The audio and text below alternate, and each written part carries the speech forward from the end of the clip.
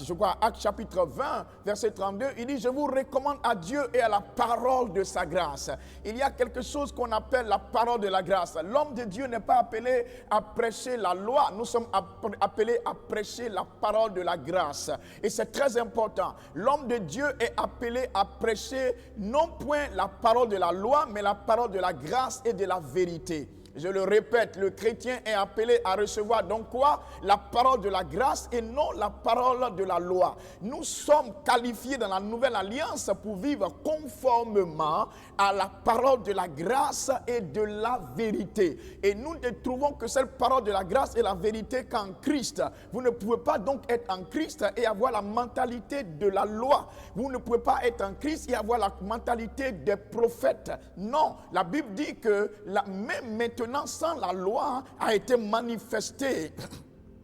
Même maintenant, excusez-moi, même maintenant sans la loi a été manifestée la justice de Dieu à laquelle rendent témoignage la loi et les prophètes. Écoutez bien, même maintenant, c'est en Romains chapitre 3, à partir du verset 21, il dit, même maintenant sans la loi a été manifestée. Remarquez bien qu'il est dit, sans la loi a été manifestée la justice de Dieu à laquelle rendent témoignage la loi et les prophètes. Donc la loi et les prophètes sont venus afin de rendre témoignage à la justice de Dieu. Jésus-Christ est la justice de Dieu. Et j'ai mieux à vous dire aujourd'hui, apprêtez-vous à écouter quelque chose qui va bouleverser votre vie et votre compréhension et qui va vous permettre d'être propulsé en avant dans votre destinée. Votre destinée sera hypothéquée si votre mentalité est emprisonnée.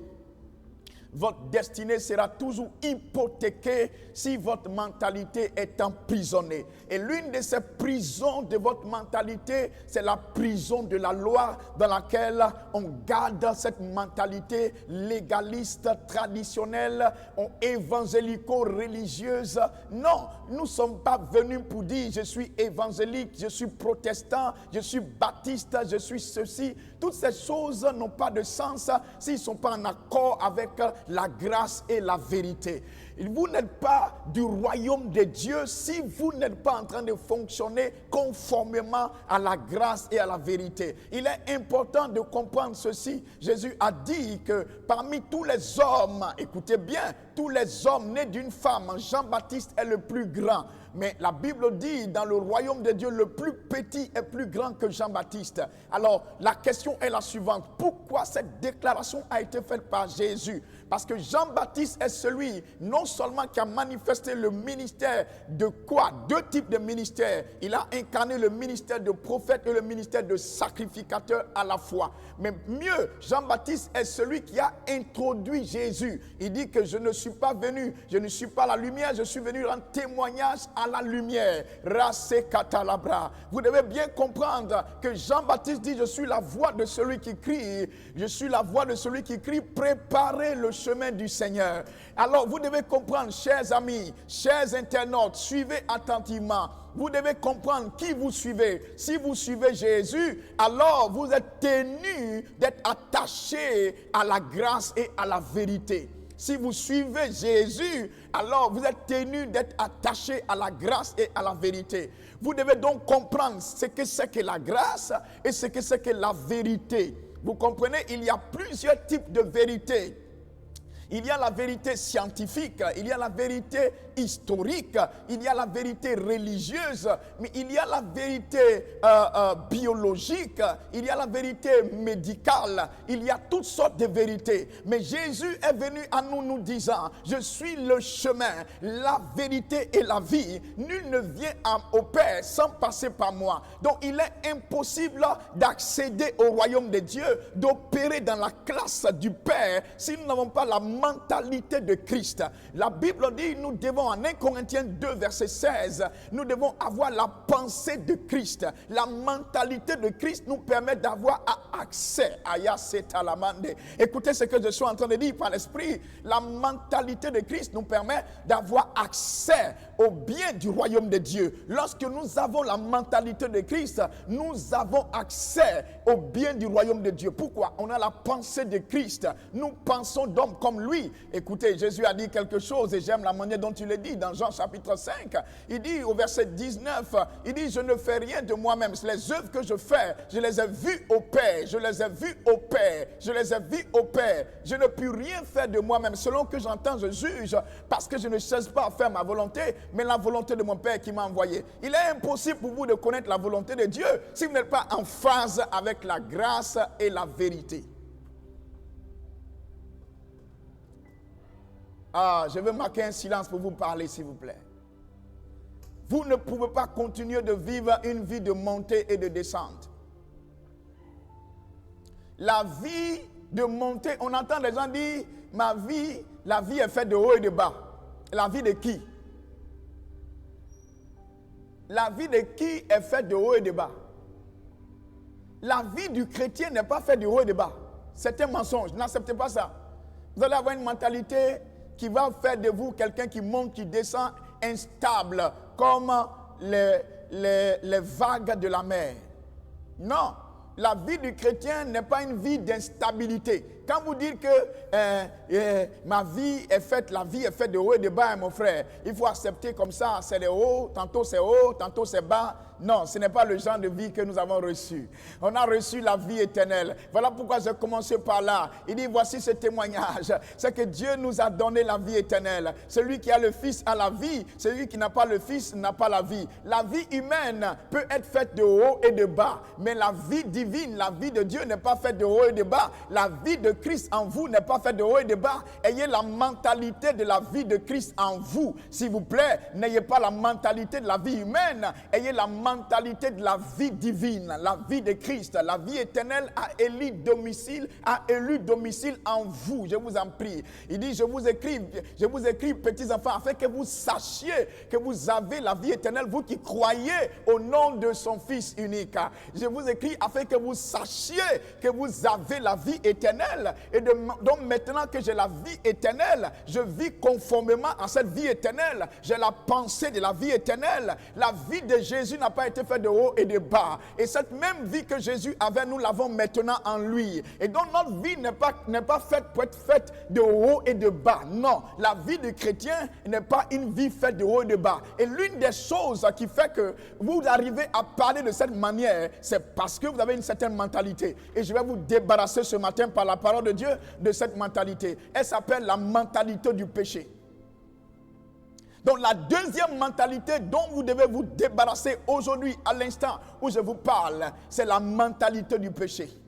L'une des raisons pour lesquelles vous pataugez dans le péché, bien qu'étant chrétien, vous continuez de lutter avec le péché, avec les péchés. Vous continuez de vous vautrer comme un porc dans ces choses que vous avez abandonnées. L'une des raisons pour lesquelles vous retournez à ce que vous avez vomi, c'est parce que vous avez la mentalité de péché. Et aussi longtemps que vous avez la mentalité de péché, vous ne pouvez que pécher. Pourquoi? Il est tel les pensées de son âme. Il est telle la mentalité qu'il a. Si vous êtes tout le temps en train de penser, parler, vivre, penser, parler, voir, pécher, vous ne ferez que marcher, vivre, pécher. Votre vie doit prendre une autre direction aujourd'hui. Vous n'êtes pas devenu chrétien pour être esclave du péché. Vous êtes devenu chrétien pour vivre une vie supérieure. Vous êtes devenu chrétien pour vivre la vie, le genre de vie que Dieu vous a donné par Jésus-Christ. Si Jésus est venu, que nous sommes demeurés des pécheurs, alors la venue de Jésus, ça veut dire sa mort, son ensevelissement et sa résurrection a été inutile.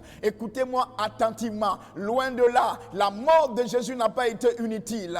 L'ensevelissement de Jésus n'a pas été inutile. Et mieux, sa résurrection ne sera jamais inutile. Mais elle ne peut pas être inutile. Elle ne sera jamais inutile si toi, en tant que chrétien, tu arrives à comprendre, tu arrives à saisir pourquoi il est mort, pourquoi il a été enseveli, pourquoi il est ressuscité des morts. Je t'en prie, écoute-moi. Ne ferme pas tes oreilles à la vérité et à la grâce. Ne ferme pas tes oreilles. Jésus a apporté quoi? La grâce et la vérité. je t'apporte une révélation. Si ta vie chrétienne n'est pas fondée sur la grâce et la vérité, alors ta vie chrétienne est une vie mensongère. Elle sera une vie instable. Elle est une vie illusoire. Elle est une vie de tromperie. Ta vie chrétienne doit être fondée sur la grâce et la vérité. Parce que Jésus-Christ est la grâce et la vérité. Et l'apôtre Paul a dit quelque chose aux Corinthiens. Il lui a dit, je n'ai posé autre fondation que Jésus-Christ. Il est la pierre angulaire. Rasi capradolo chande. Jésus-Christ est la pierre angulaire sur laquelle la vie a été fondée. Tu es fondé sur Christ et non sur le monde. Écoutez-moi, mes amis. Continuez de liker, de partager. Partagez ce message. Partagez, je vous en prie, ce message. Je suis en train de vous apporter un message pour vous sortir de la prison des péchés. L'église, c'est le lieu où des vies sont censées être métamorphosées, transformées par la réception continuelle et permanente de la parole, qui est la parole de la grâce et de la vérité. Donc, quand on entend dans l'église, le message qu'on doit entendre régulièrement dans l'église, c'est le message fondé sur la grâce et la vérité. Si vous enlevez la grâce et la vérité de l'évangile, ce n'est plus l'évangile. Voilà pourquoi l'apôtre Paul a dit, si quelqu'un vient à vous en Galate, vous annoncez un autre évangile, bien qu'il n'ait pas un autre évangile, mais si quelqu'un vient à vous, vous annoncez un autre évangile, qu'il soit anathème, même si c'est un ange, qu'il soit anathème, parce que beaucoup prêchent un autre évangile, et ils ont essayé d'ensorceler les Galates avec la loi, et l'apôtre Paul en a parlé. Quand vous lisez Galates, oh Galates, vous couriez si bien, qui vous a ensorcelé? Lisons ensemble Romains, s'il vous plaît. Romains, regardez s'il vous plaît. Romains chapitre 6. Je vous parle de vous débarrasser de la mentalité du péché. Que dirons-nous donc? Demeurerions-nous dans le péché afin que la grâce abonde? Regardez, c'est une question. Que dirions-nous donc? Demeurerions-nous dans le péché? Remarquez, il n'a pas dit les péchés, il dit le péché. Il n'a pas dit les péchés. Que dirions-nous donc? Demeurerions-nous dans le péché afin que la grâce abonde? Alors, qu'est-ce que le péché? Il y a donc le péché et les péchés. Partagez ça. Il y a le péché et les péchés. Et beaucoup de chrétiens ne sont pas enseignés à comprendre qu'il y a une différence entre le péché et les péchés. Le péché, c'est une nature. Et les péchés, c'est le fruit de cette nature.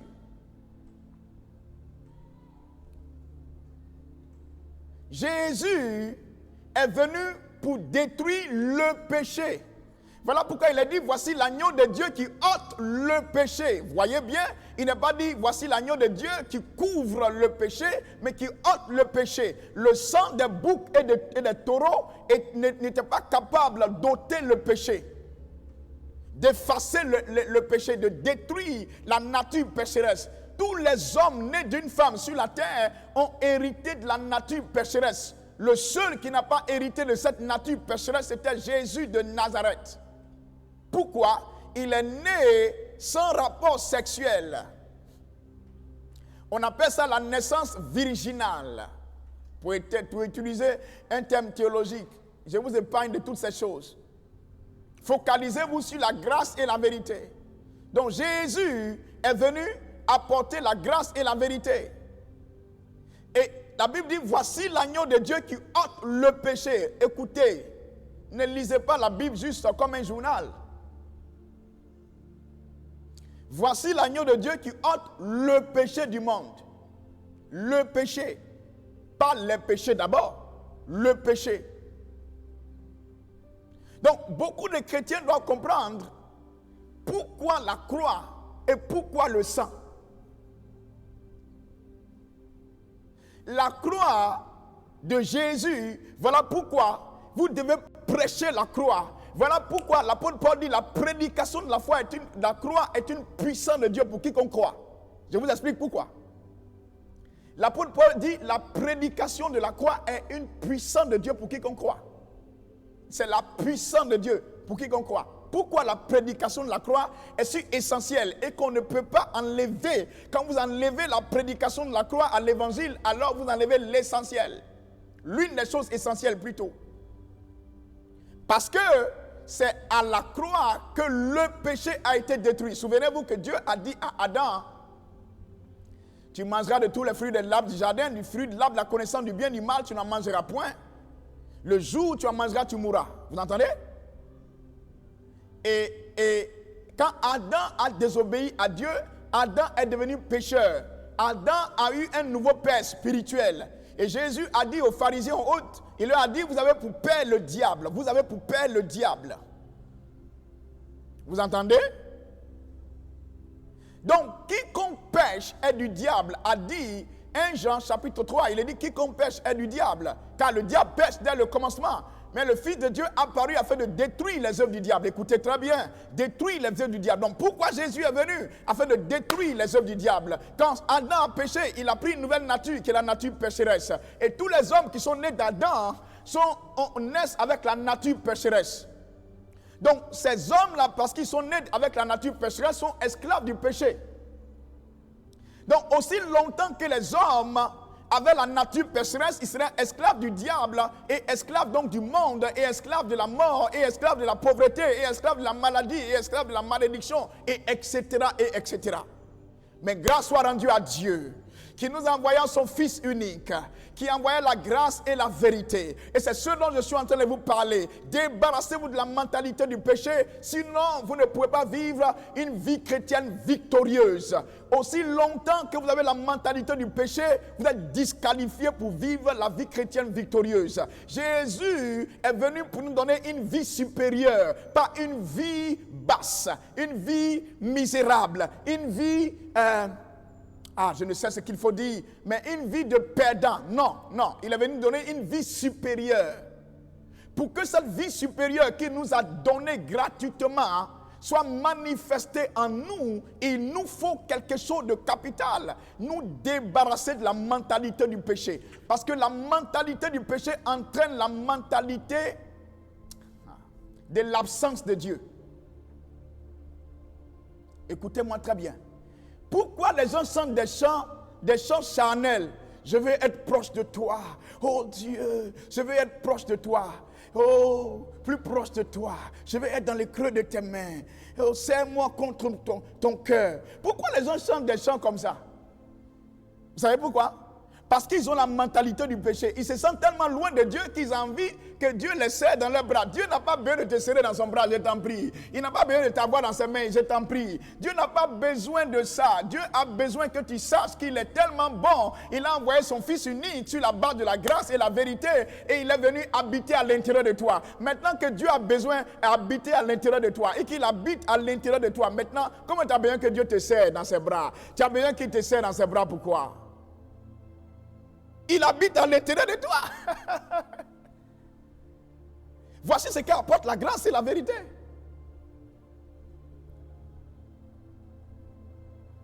Je n'ai rien contre ces chants qui sont chantés, sauf que si elles ne sont pas compatibles à la grâce et à la vérité, alors elles sont disqualifiées pour être chantées dans nos églises.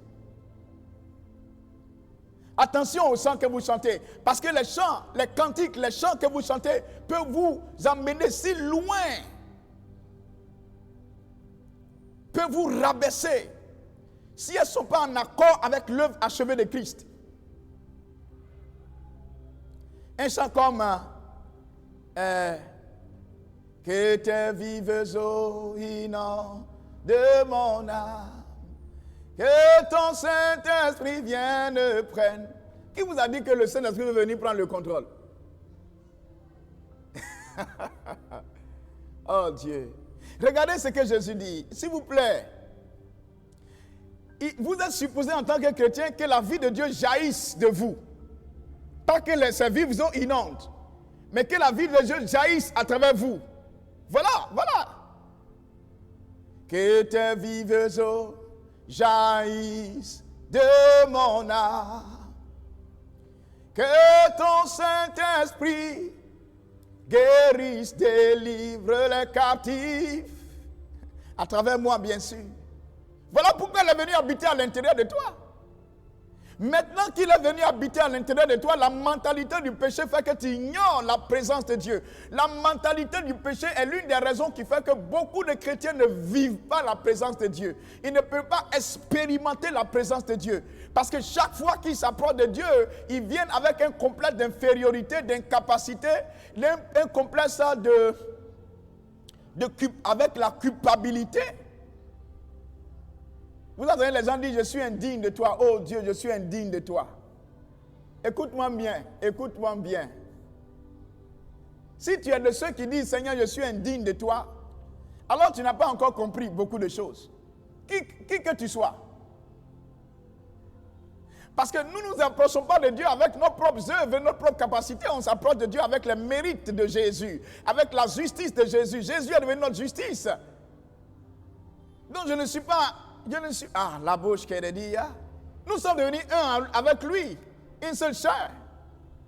Ne parlez pas n'importe comment, en déphasage avec la parole. Remets le texte, s'il te plaît. Demeurerions dans le péché afin que la grâce abonde loin de là. Je dis continuez, partagez, likez, partagez, ne vous arrêtez pas. Continuez, likez, partagez, commentez, likez, partagez. Le verset 2 dit quoi? Regardez, le verset 2. Verset 2. Il dit loin de là. Loin de là. Écoutez, regardez le verset. Loin de là. Nous qui sommes morts au péché. Il dit comment, pardon, je devance, excusez-moi. Il dit, que dirons donc? Demeurons dans le péché afin que la grâce abonde? Loin de là. Regardez. Donc, ignorons-nous quelque chose?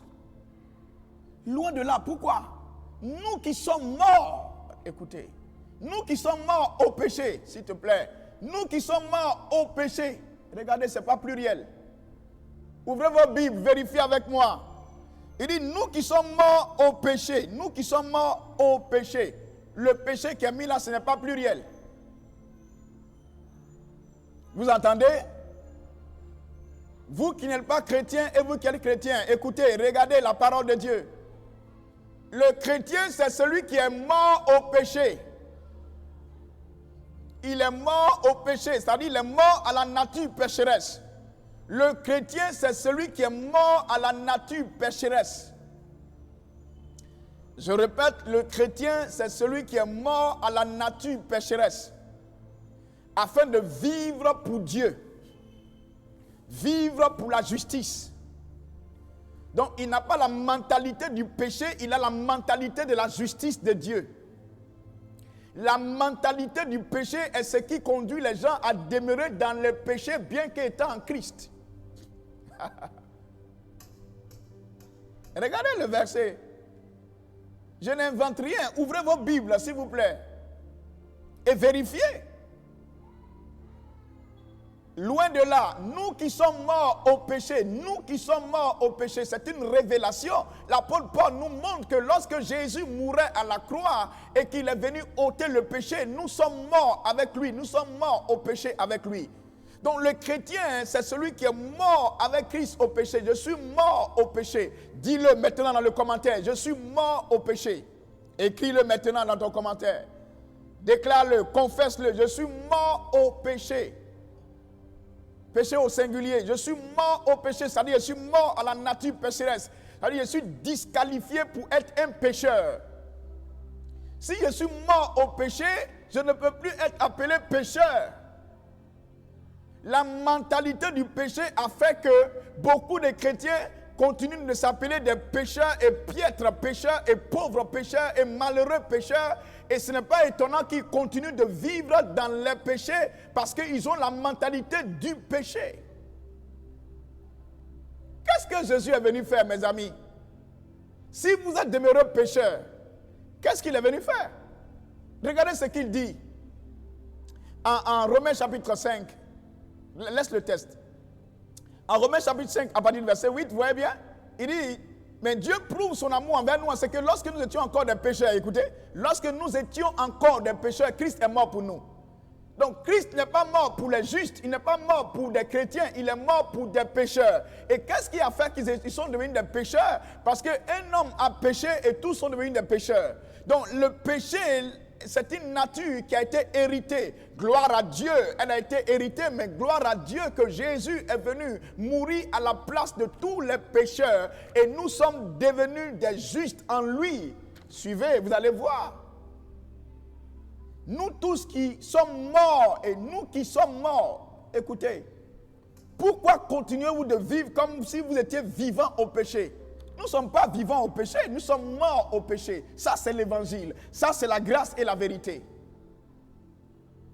Refuse donc d'être sujet, esclave d'un péché quelconque, parce que tu es mort au péché. Il dit, nous qui sommes morts au péché, comment vivrions-nous encore dans le péché? Vous entendez?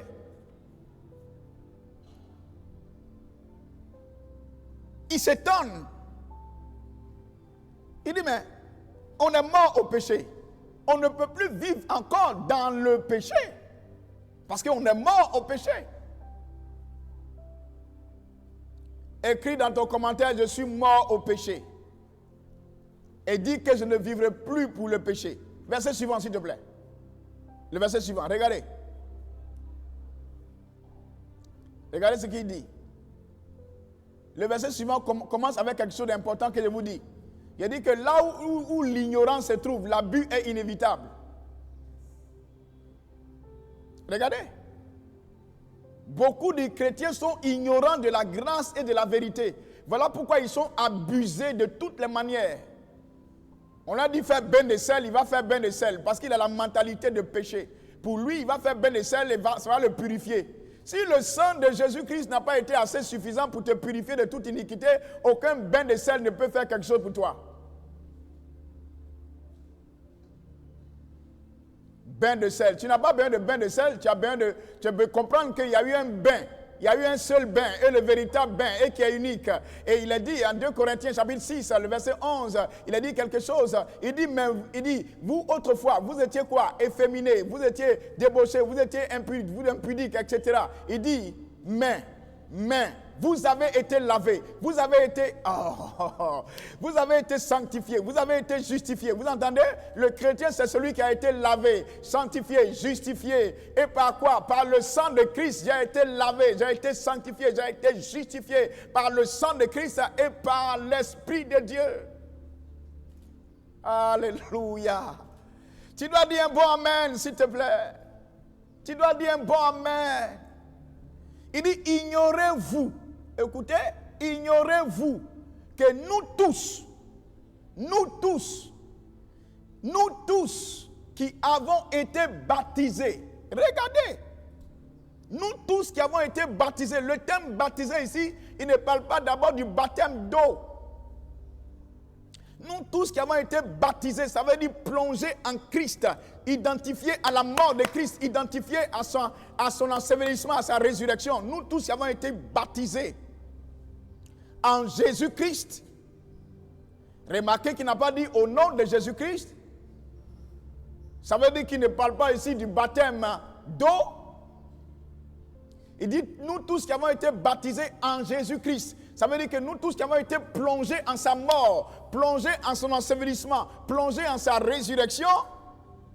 Écoutez, nous tous qui avons été baptisés en Jésus-Christ, c'est en sa mort, Aratalebra. Regardez la vérité. C'est en sa mort que nous avons été baptisés. Donc le chrétien, c'est celui qui a été baptisé en la mort de Jésus. Donc tu as été plongé dans la mort de Jésus. Autrement dit, tu es mort avec Christ. Voilà pourquoi l'apôtre Paul dit, j'ai été crucifié avec Christ. Et maintenant si je vis, ce n'est plus moi qui vis, c'est Christ qui vit en moi. Avez-vous entendu? Il n'a pas dit c'est le péché qui vit en moi. Donc si c'est maintenant Christ qui vit en lui, parce qu'il a été crucifié avec Christ, avant qu'il ne soit crucifié avec Christ, qui vivait en lui? Ayez l'intelligence spirituelle. Il dit, j'ai été crucifié avec Christ. Maintenant, si je vis, ce n'est plus moi qui vis, c'est Christ qui vit en moi. Alors, si maintenant, c'est Christ qui vit en moi, et que Christ est venu ôter le péché par la croix, en mourant à la croix, ça veut dire qu'avant, c'est le péché qui vivait en moi. Si vous voulez comprendre ça, lisez Romains chapitre 7, simplement. Vous allez comprendre ça. Il dit, je sens une loi en moi. Je fais le mal que je ne veux pas, et le bien que je veux, je ne fais pas. Il dit, le mal que je ne veux pas faire, c'est celui que je fais, et je n'arrive pas à faire le bien que je fais. Il dit, pourquoi? À cause du péché qui est à moi. Donc l'apôtre Paul reconnaît qu'avant qu'il ne soit né de nouveau, avant qu'il ne soit régénéré, le péché vivait en lui. La nature pécheresse vivait en lui. Mais maintenant, quand il est né de nouveau, il a découvert une vérité. La vérité et la grâce. Je vous répète cela. Il a découvert la vérité, la révélation selon laquelle il a été crucifié avec Christ. Vous qui m'écoutez, recevez cette vérité. Tu as été crucifié avec Christ. Tu as été plongé dans sa mort, baptisé dans sa mort. Voilà pourquoi l'apôtre Paul dit, l'amour de Dieu nous presse. En 2 Corinthiens 5, verset 14, il dit, l'amour de Dieu nous presse, en ce que si un seul est mort pour tous, tous donc sont morts. Si un seul est mort pour tous, tous donc sont morts. Qui est mort pour tous? Jésus-Christ est mort pour tous. Il est mort pour tous les hommes sur la planète Terre. Il est mort pour tous. Et la Bible dit, si un seul est mort pour tous, tous donc sont morts. Afin que si nous vivons, nous ne vivons plus pour nous-mêmes, mais celui qui est mort est ressuscité des morts. Dieu ne peut pas vous demander de vivre pour lui si il ne vous a pas donné une nouvelle vie. Écoutez, Dieu ne peut pas vous demander de vivre pour lui si vous n'êtes pas mort au péché. Non. Regarde le verset suivant. Non, tu n'as pas besoin. Les versets là, je peux citer certains d'entre eux, sans problème. Ceux qui m'écoutent doivent aller vérifier simplement si ce que je dis est vrai. Ok, le verset suivant dit, le Romain, n'est-ce pas? Il dit quoi? Il dit, nous avons donc été ensevelis, vous entendez? Puisqu'on est plongé, on a été baptisé dans sa mort. On a été baptisé dans sa mort. Quand il dit on a été baptisé dans sa mort, ça veut dire que nous, en tant que vieil homme, pécheurs, avons été baptisés dans sa mort. Ça veut dire crucifiés avec lui. La nature pécheresse a été crucifiée avec lui. Il dit maintenant, on a donc été ensevelis avec lui. Vous entendez? Le chrétien, c'est celui qui a été enseveli avec Christ. Tu as été enseveli avec Christ. Regardez. Oh Dieu. Il dit par le baptême en sa mort, on a été enseveli avec Christ.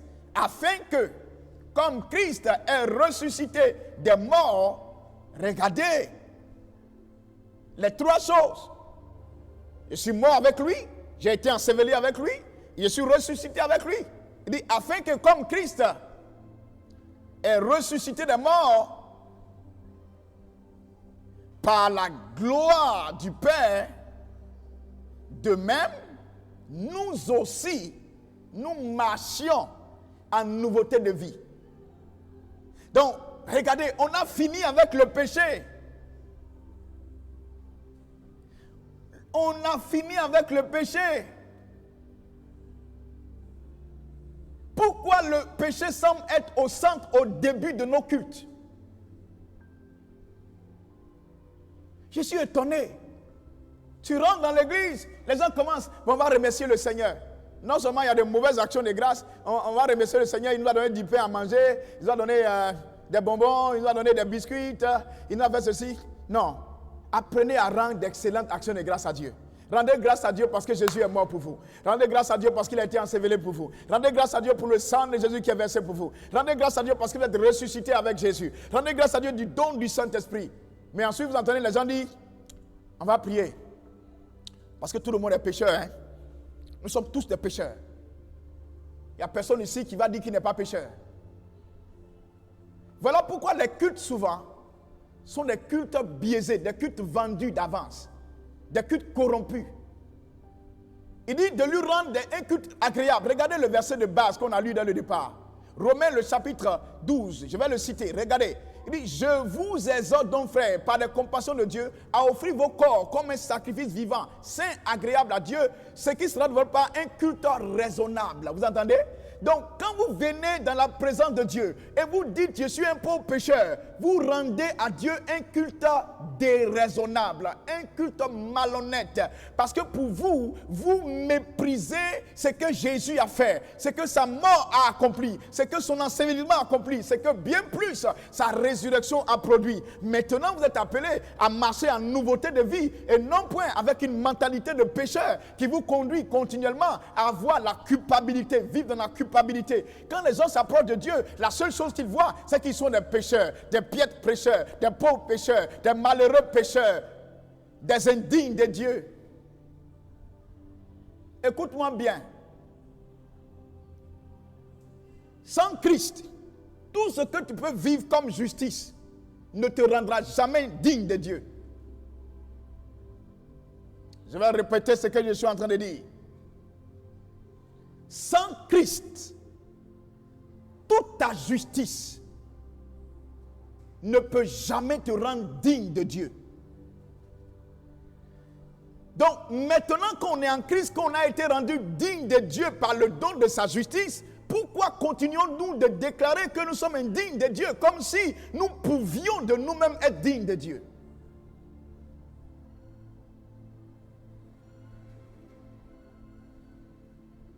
Nous ne sommes dignes de Dieu que par la grâce de Dieu. Beaucoup de chrétiens n'ont pas accepté la grâce et la vérité. Et donc, essaient de s'approcher de Dieu à partir de leur propre mérite. C'est ce que Adam a fait. Et le piège que Satan a tendu à Adam est le même aujourd'hui. Satan ne vous empêchera pas d'être chrétien, de dire, oh, je suis chrétien, je viens à l'église. Mais l'une de ses ruses, c'est de vous dire que vous êtes toujours un pécheur et avoir la mentalité de pécher bien qu'étant chrétien. Ça, c'est une des ruses du diable. Parce que Satan sait que lorsque un homme a la mentalité du péché, alors il va vivre dans la culpabilité, il a la conscience du péché, alors il va vivre loin de Dieu, il va commencer à ne pas sentir la présence de Dieu parce qu'il veut sentir, je ne sens pas de chaleur. Vous voyez, beaucoup de chrétiens disent, ah, je sens une chaleur aujourd'hui, je sens un froid aujourd'hui, je sens une huile couler sur moi. Donc Dieu est là. Écoutez-moi. Dieu n'est pas là parce que vous sentez une chaleur. Dieu n'est pas là parce que vous sentez un froid. Dieu n'est pas là parce que vous sentez un vent. Dieu n'est pas là parce que vous sentez ceci ou cela. Non. Dieu est là parce qu'il a dit qu'il est là. Je répète, Dieu est là parce qu'il a dit qu'il est là. Il dit, voici, je suis avec vous tous les jours jusqu'à la fin du monde. Écoutez ça, écoutez ça. Je suis avec vous tous les jours jusqu'à la fin du monde. Et écoutez, Jésus a dit quelque chose. Moi, je prie le Père, il vous donnera un autre consolateur afin qu'il demeure éternellement avec vous. Donc le consolateur ne demeure pas avec vous parce que vous le voulez, mais parce que Jésus l'a demandé et que le consolateur demeure avec vous. Alléluia, alléluia, alléluia. Vous devez retenir une vérité, c'est que quand vous avez la mentalité du péché, vous aurez la conscience de l'absence de Dieu. La mentalité du péché entraîne la conscience de l'absence de Dieu. Et l'une des choses que Satan veut que vous ayez, c'est que vous ayez à l'esprit dans votre pensée que Dieu n'est pas là. Et si Dieu n'est pas là, alors il n'y a rien qui est possible pour vous. Et tant qu'un chrétien peut penser, croire, voir que Dieu est avec lui, alors rien n'est impossible à lui. Souvenez-vous que Dieu a dit à Gédéon, je serai avec toi et tu battras Midian comme un seul homme. Satan ne veut pas que vous ayez la conscience de la présence de Dieu. Voilà pourquoi il vous donne la mentalité du péché, la conscience du péché. La conscience du péché va entraîner le complexe d'infériorité. Vous avez peur de vous approcher de Dieu, peur de parler avec lui. Et chaque fois que vous vous approchez de Dieu, la première chose que vous voyez, c'est que vous êtes un piètre pécheur. Non, vous étiez un piètre pécheur. Car Dieu prouve son amour envers nous en ce que lorsque nous étions encore des pécheurs, Christ est mort pour nous. Donc, quand tu t'approches de Dieu désormais dans la prière, durant un culte personnel, durant un moment de prière personnel, tu ne commences pas par dire, Seigneur, je viens à toi, aie pitié de moi, je suis un pauvre pécheur. Non, quand vous le faites, alors vous le faites par ignorance. Parce que l'apôtre Paul dit, ignorez-vous que nous tous qui avons été baptisés en Jésus-Christ, c'est en sa mort que nous avons été baptisés. Vous entendez? Il dit, nous avons donc été ensevelis avec lui par le baptême en sa mort, afin que comme Christ ressuscité des morts est ressuscité des morts, nous aussi nous marchions en nouveauté de vie. Regardez votre Bible. Ne laissez pas les gens vous tromper.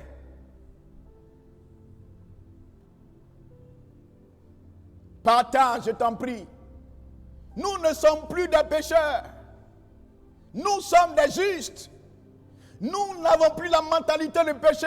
On a la mentalité de la présence de Dieu, la conscience de la présence de Dieu. Regardez Adam.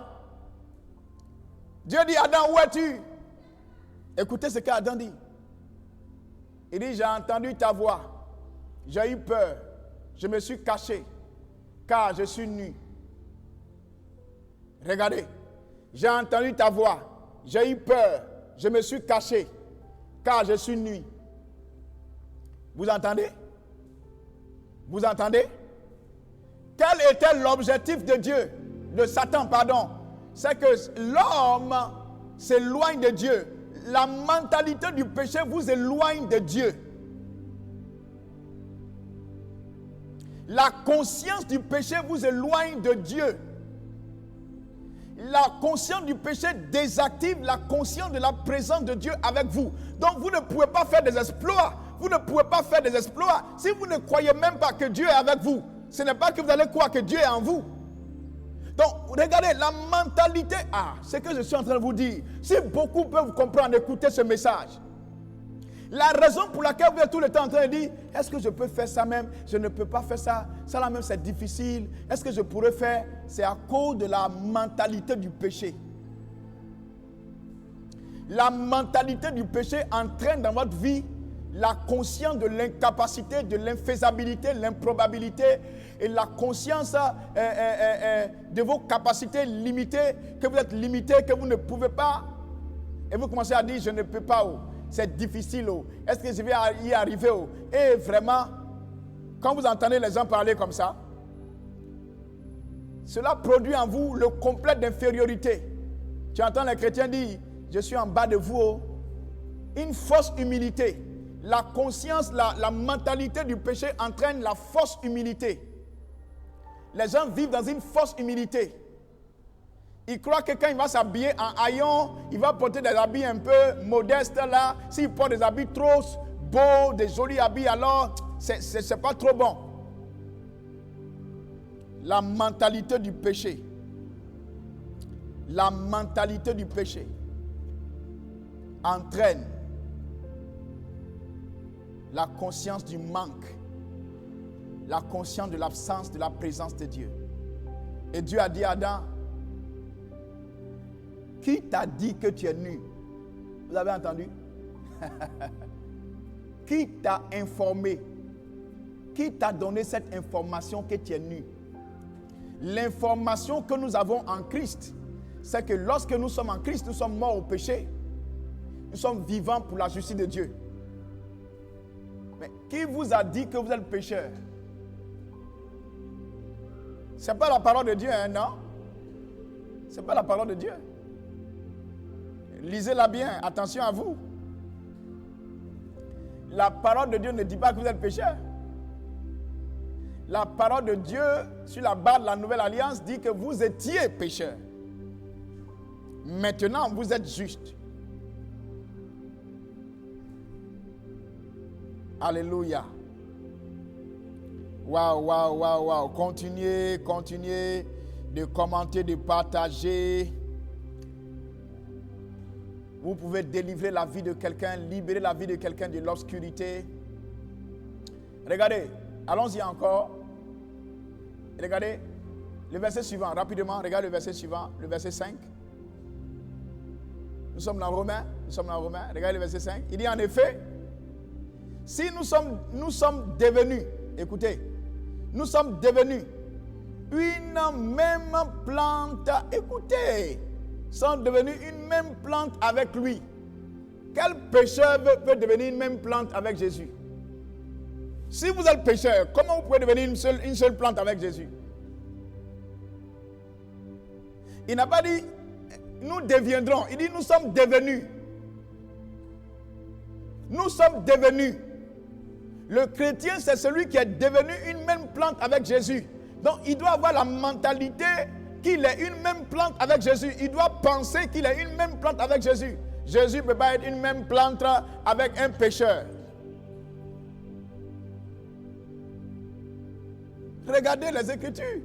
Avec lui, par la conformité en sa mort, nous sommes devenus une même plante avec lui par la conformité en sa mort. Autrement dit, quand on est mort avec lui, on est devenu conforme à sa mort. Quand on a été enseveli avec lui, on est devenu conforme à son ensevelissement. Quand on est ressuscité avec lui, on est devenu conforme à sa résurrection. Donc il est évident que Christ, ressuscité des morts, est ressuscité avec un corps glorieux. Nous sommes nés aussi avec un corps glorieux, avec une nouvelle vie. Alléluia. Dis, j'ai une vie glorieuse. Dis, j'ai une vie glorieuse. Dis, je suis né glorieux. J'ai une vie glorieuse. Une vie de sainteté, une vie de pureté, une vie de justice, une vie de gloire en Christ. Et dit, nous, j'aime ça. Il dit, par la conformité à sa mort, nous le serons à la conformité à sa résurrection. Regardez.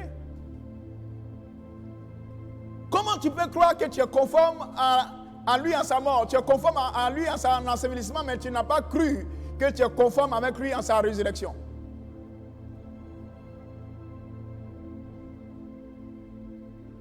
Écoutez-moi, je vais vous expliquer quelque chose très brièvement. Le chrétien, ce n'est pas le racheté de Dieu. Écoutez, et ne discutez pas inutilement. Le chrétien, ce n'est pas le racheté de Dieu. La rédemption a permis que tu sois racheté. Le chrétien, c'est le fruit de la résurrection. Le chrétien n'est pas le fruit de la rédemption. Le chrétien est le fruit de la résurrection. Voilà pourquoi l'apôtre Paul dit, si Christ n'est pas ressuscité des morts, alors notre foi est vaine. Parce que si Christ n'est pas ressuscité, il est mort. S'il a été enseveli, qu'il n'est pas ressuscité, alors nous sommes restés les mêmes pécheurs. Mais parce que nous sommes ressuscités en nouveauté de vie, avec une nouvelle vie. Voilà pourquoi nous sommes devenus des justes. Donc le chrétien, ce n'est pas le racheté. Le racheté était encore dans le processus. Le chrétien, c'est le ressuscité. Nous avons été ressuscités avec lui. Donc on a la même vie qu'il a. C'est ça le chrétien. Tu es le ressuscité. Tel Jésus est ressuscité, tel tu as été ressuscité ensemble avec lui. Et maintenant, tu as une nouvelle vie. Une vie sans péché. Jésus est devenu pour toi péché afin qu'en lui tu deviennes juste de Dieu. Donc tu dois avoir la mentalité du juste et non la mentalité du péché. Ah, tu vois? Il dit, vous connaîtrez la vérité et la connaissance de la vérité vous affranchira. La seule chose qui va t'affranchir est donner l'autorité sur tous ces péchés pour dire stop impudicité, stop vol, stop mensonge, stop, je suis mort au péché. J'ai une nouvelle vie maintenant. Je vis en nouveauté de vie. Je refuse d'être sous le mensonge. Je refuse d'être dans le vol. Je refuse d'être dans la malhonnêteté. Je refuse de vivre dans le copinage, dans la prostitution, dans ces choses. Je refuse de vivre dans la mondanité. Je suis devenu un juste. J'ai la mentalité du juste. Et donc, parce que j'ai la mentalité de juste, je peux vivre une vie juste. Je peux parler juste, je peux voir juste, je peux avoir des pensées justes, je peux vivre comme Christ a vécu. Écoutez, nous pouvons vivre comme Christ a vécu. nous ne pourrions pas si nous n'avions pas reçu la vie de Dieu. Mais maintenant qu'on a maintenant la vie de Christ, nous pouvons vivre comme il vit, mais aussi longtemps que malgré le fait qu'on ait la vie de Dieu en nous, si nous avons la mentalité du péché, il est impossible pour nous de vivre de façon agréable à Dieu. Tu n'es plus un pécheur. Tu es devenu un juste en Christ. Si tu continues de vivre comme tu vis, voilà pourquoi tu fais des affaires sans la présence de Dieu, sans l'onction de Dieu. Parce que tu n'as même pas la conscience de la présence de Dieu. La mentalité du péché t'empêche même d'avoir la conscience de la présence de Dieu.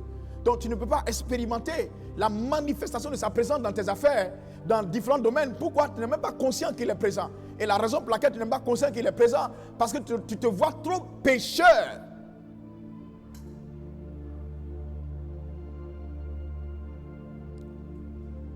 Il est temps que beaucoup de chrétiens comprennent qu'en Christ, nous sommes devenus des justes. Comme 2 Corinthiens le dit, le chapitre 5, verset 21.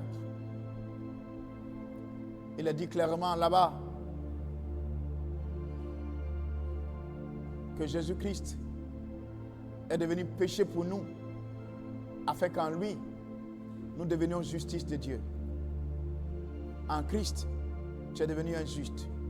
Tu dois avoir la mentalité du juste, la pensée de Christ. Tu ne peux pas vivre comme un juste si tu ne penses pas que tu es juste. Tu ne peux pas parler comme juste si tu ne penses pas que tu es juste. Et cela t'empêche de vivre la vie victorieuse en Christ. Il est temps de te réveiller et de vivre cette vie parfaite en Christ qu'il nous a donnée, de gloire en gloire. Si tu as écouté ce message et que ce message t'a béni, que ce message a été une grande bénédiction pour toi, s'il te plaît, si tu n'es pas encore né de nouveau, si tu n'as pas encore Jésus, si tu n'as pas encore fait la paix avec Dieu, la Bible dit en Romains chapitre 5 verset 1 que nous sommes justifiés par la foi en Jésus-Christ. Nous avons la paix avec Dieu. Il est temps pour toi de naître de nouveau, de dire oui à Jésus. Et comment je nais de nouveau? C'est tout simple. Premièrement, crois de tout ton cœur que Jésus-Christ est le Fils de Dieu. Deuxièmement, confesser de ta bouche que Jésus-Christ est le Seigneur et le Sauveur de ta vie. Si tu fais ces deux choses, alors tu nais de nouveau. Pour ce faire, fais juste cette prière après moi. Dis avec moi, ô Dieu, ô Seigneur Dieu, je viens à toi. Ô Seigneur Dieu, je viens à toi au nom de ton Fils Jésus-Christ. Tu as dit dans ta parole que quiconque confessera le nom du Seigneur, invoquera le nom du Seigneur, sera sauvé. Aujourd'hui, je confesse de ma bouche, je crois de tout mon cœur que Jésus est le Fils de Dieu. Je confesse de ma bouche qu'il est ressuscité des morts pour me sauver. Je reçois la vie éternelle aujourd'hui. Aujourd'hui, je suis sauvé. Mon âme est sauvée. Mes péchés me sont pardonnés. Aujourd'hui, je suis enfant de Dieu. Plus grand est Jésus-Christ qui vit en moi que Satan qui est dans le monde. Merci Seigneur d'avoir sauvé mon âme. Si vous avez fait cette prière, alors vous êtes né de nouveau. Vous êtes devenu enfant de Dieu. Écrivez-nous en nous disant que vous êtes né de nouveau, en nous donnant cette bonne nouvelle, que vous êtes sauvés, que vous avez fait la prière du salut. Rejoignez-nous en ligne, car nous aurons maintenant des cultes en ligne. Bientôt, apprêtez-vous, à partir de la nouvelle année, on aura des cultes en ligne pour tous ceux qui naissent de nouveau, pour tous ceux qui veulent participer à des cultes en ligne, qui ne sont pas en Côte d'Ivoire. Nous aurons des cultes en ligne avec vous bientôt. Vous pouvez aussi nous écrire sur notre mail divin du ciel 1@gmail.com. Vous pouvez nous écrire aussi par WhatsApp sur le numéro 05 94 16. Je crois que le numéro va afficher 05. Alléluia. Vous devez avoir ce numéro. C'est lui qui affiche là, 05 94 16. Comme vous le voyez. Utilisez ce numéro, écrivez-nous à ce numéro. Envoyez-nous vos témoignages. Soyez connectés à nos plateformes YouTube, Instagram, Facebook. Suivez-nous. Et surtout, la prochaine fois, on aura atmosphère de miracle. Ça sera énergique, ça sera extraordinaire. Alors, je rappelle une autre chose. C'est que pour tous ceux qui veulent être des partenaires du DDC, vous pouvez être des partenaires du DDC en nous écrivant pour dire « Pasteur, je vais être partenaire du DDC. J'apporte mon offrande, j'apporte ma sémence. Je veux que le DDC devienne plus grand, le DDC fasse un plus grand impact. Donc que ce soit par Wave, au même numéro, 05 94 16 95 66. C'est un Wave, c'est un MTN Money aussi. Vous pouvez nous envoyer vos offrandes, vos sémences, vos actions de grâce. Vous pouvez nous écrire aussi, nous envoyer par MoneyGram, par RIA, par Western Union. Prenez nos informations. Devenez partenaire avec cette grande vision. Aidez-nous à amener le divin à devenir une réalité, à la parole de Dieu, à parcourir les vies et à éclairer le monde entier. Comme Dieu me l'a dit, je suis en train de faire le travail. Soyez avec nous. Faisons ce grand travail du Seigneur et vivez comme des justes. Vivez une vie sans péché. Et ça, c'est possible. Que la grâce et la paix de Dieu vous soient multipliées. Que vous soyez guéris et restaurés partout où vous êtes. Et que vos témoignages soient nombreux. Ne soyez pas silencieux. Écrivez-nous. Envoyez-nous vos témoignages. Et partagez le canal pleinement. Plutôt, partagez le lien du DDC pour faire du bien à plusieurs autres. Shalom à vous. La paix et la grâce vous soient multipliées. DDC, le divin qui descend du ciel. Rendez-vous mercredi prochain pour l'atmosphère des miracles et l'atmosphère prophétique. Shalom.